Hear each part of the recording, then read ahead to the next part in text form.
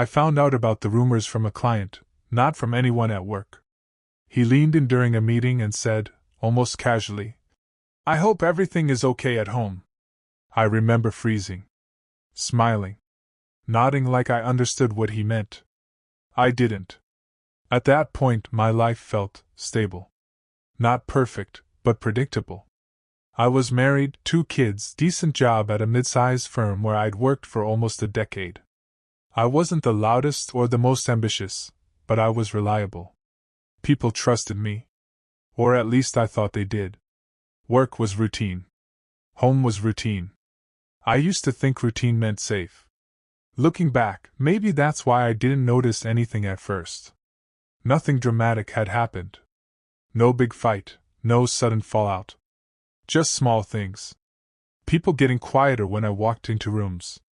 Conversations stopping mid-sentence. A few jokes that didn't quite land right. I told myself I was imagining it. I wish I had trusted that feeling instead. There's this guy at work, let's call him Daniel. We weren't close, but we worked in the same department for years. Friendly enough. We'd grab coffee sometimes, complain about deadlines, normal coworker stuff. He knew about my family. I knew about his messy divorce. If anything, I thought we were on the same side. He was the kind of person who liked being liked. Always in the middle of conversations, always laughing a bit too loudly. I didn't mind it. It balanced out my quieter nature. But thinking back, there were moments, small ones, where something felt off. He'd make comments that sounded like jokes but weren't really jokes. "Man, I don't know how you juggle work and family. I'd lose my mind." Or, "You're too nice." People take advantage of that. At the time, I thought he was just being blunt. Now I wonder if those were early cracks. Tiny glimpses of something I chose not to see. Because it's easier to trust people than to question them. The first real sign came from my wife. She asked me one night out of nowhere, "Is everything okay at work?" I said yes, automatically. Because as far as I knew, it was. But she hesitated. "I heard something," she said. "From Anna. Her husband knows someone from your office." That was the first time my stomach dropped. "What did you hear?" She looked uncomfortable. Like she didn't even want to repeat it. "That you've been seeing someone. From work." I laughed. Not because it was funny, but because it was so absurd I didn't know what else to do. "That's ridiculous," I said. And I meant it. Completely. But she didn't laugh. She just watched me, searching my face like she was trying to find something I wasn't telling her. That hurt more than the rumor itself. Because in that moment, for the first time, I realized that something I hadn't done was already starting to change how people saw me. I tried to brush it off. Rumors happen. Offices are like that sometimes. People get bored, they talk. But over the next few days, things escalated in a way I couldn't ignore. 2 coworkers avoided sitting near me at lunch. My manager suddenly scheduled a check-in meeting that felt less like support and more like quiet observation. And then there were the looks. You can feel it when people think something about you, even if they don't say it. It's like walking into a room and realizing you're the subject of a conversation that just ended. I started replaying everything in my head. Had I done something that could be misunderstood? A message? A conversation? There was nothing. That's what made it worse. There was no mistake I could correct. Just this invisible narrative spreading around me, growing without my input. And the worst part? I still didn't know where it started. The turning point came when I accidentally saw a message that wasn't meant for me. I was in the break room. Someone had left their laptop open, Daniel's laptop. I wasn't snooping. I swear I wasn't. I just noticed my name. It was in a group chat. "I feel bad for his wife. Everyone knows he's been sneaking around with that new hire." My chest tightened. Scrolling further felt wrong. But I did it anyway. There were more messages. Speculation. Jokes. People adding details that weren't even remotely true. And then I saw it. Daniel's name? He told me himself. Said he's tired of pretending everything's perfect at home. I felt like the ground disappeared under me. Not just because of the lies, but because someone I trusted was the source. I didn't confront him right away. I wish I could say I handled it calmly, rationally. But I didn't. I sat in my car after work for almost an hour, just staring at nothing, trying to make sense of it. Why would he do that? There was no fight between us. No competition for a promotion. Nothing obvious. I went home and tried to act normal. But my wife could tell something was wrong. "Talk to me," she said. And I did. I told her everything. About the message. About Daniel. She listened quietly, but I could see the doubt still lingering in her eyes. Not as strong as before, but still there. That's the thing about rumors. Even when they're proven false, they leave something behind. A question. A tiny, persistent "what if?" The next day, I confronted him. I didn't plan what to say. I just walked up to his desk and asked, "Why are you telling people I'm having an affair?" He didn't even look surprised. That's what hit me first. He leaned back in his chair, like this was just another casual conversation. "I didn't say that," he replied. I felt my hands shaking. "I saw the messages." He shrugged. Actually shrugged. People talk. Maybe they misunderstood something. Something inside me snapped. "Then fix it," I said. "Tell them it's not true." He smiled. Not kindly.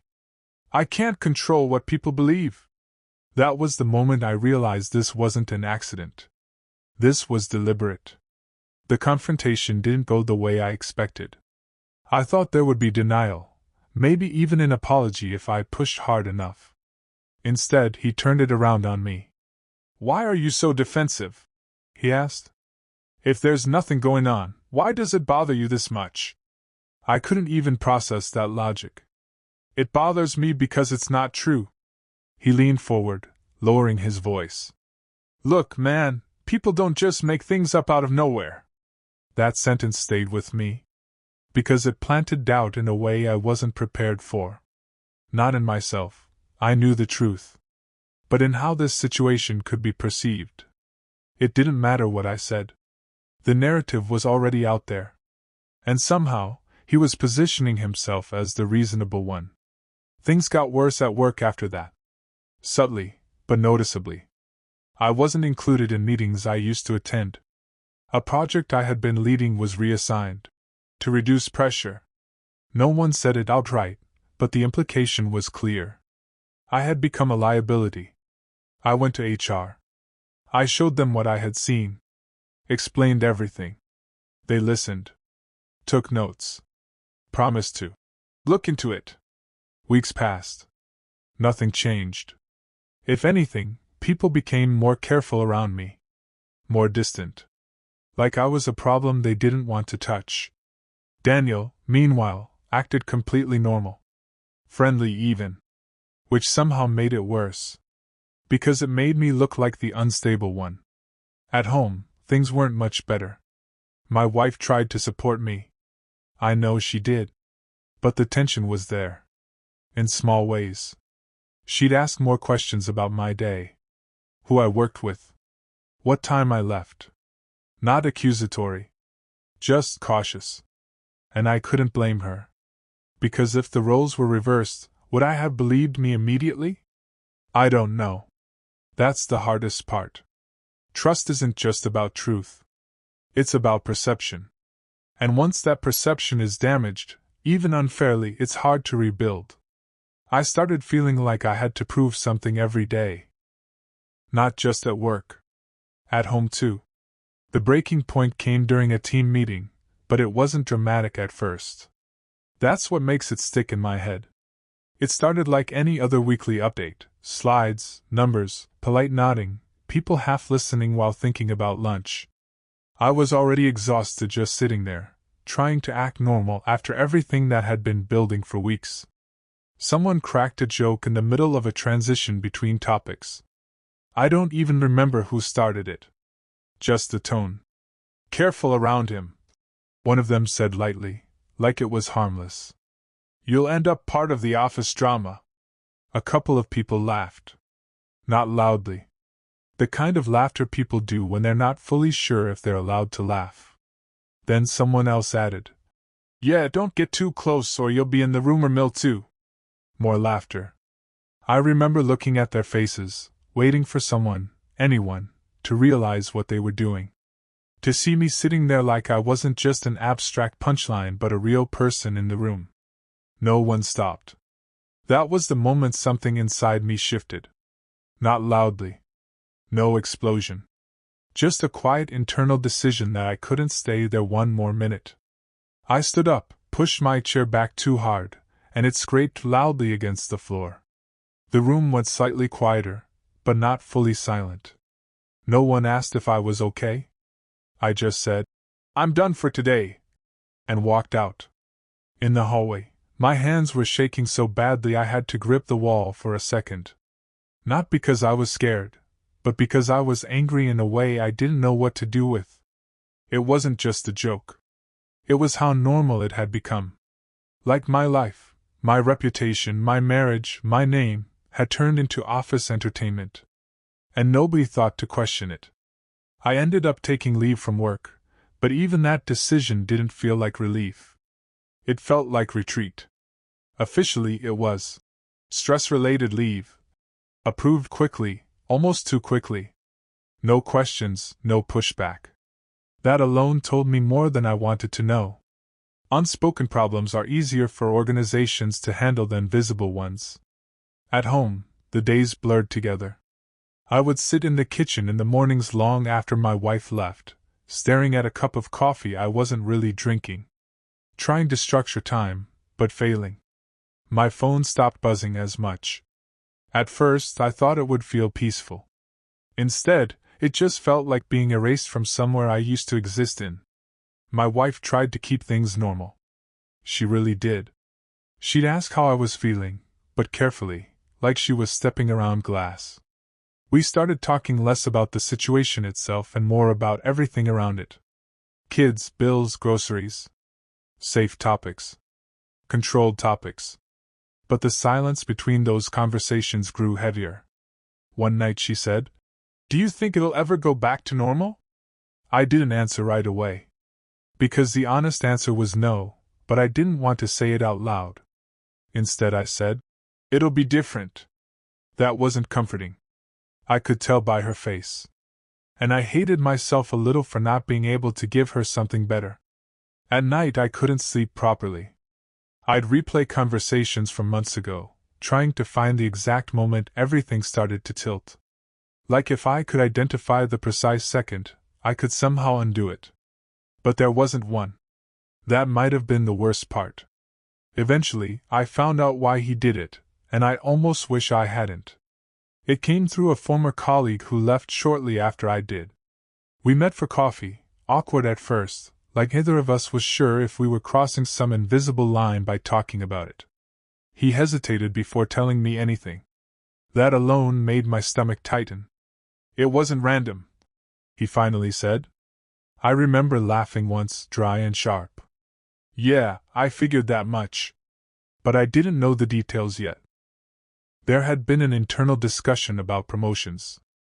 Not officially announced, not public knowledge, just quiet shortlisting. The kind of thing people deny until it's finalized. I had been on that list. So had Daniel. I hadn't even known I was being considered. That detail hit me strangely. I wasn't competing in something I was aware of. He was. And instead of outperforming me, he chose something else. He started shaping a story. The colleague said Daniel had been dropping comments for weeks before anything became visible. Small suggestions.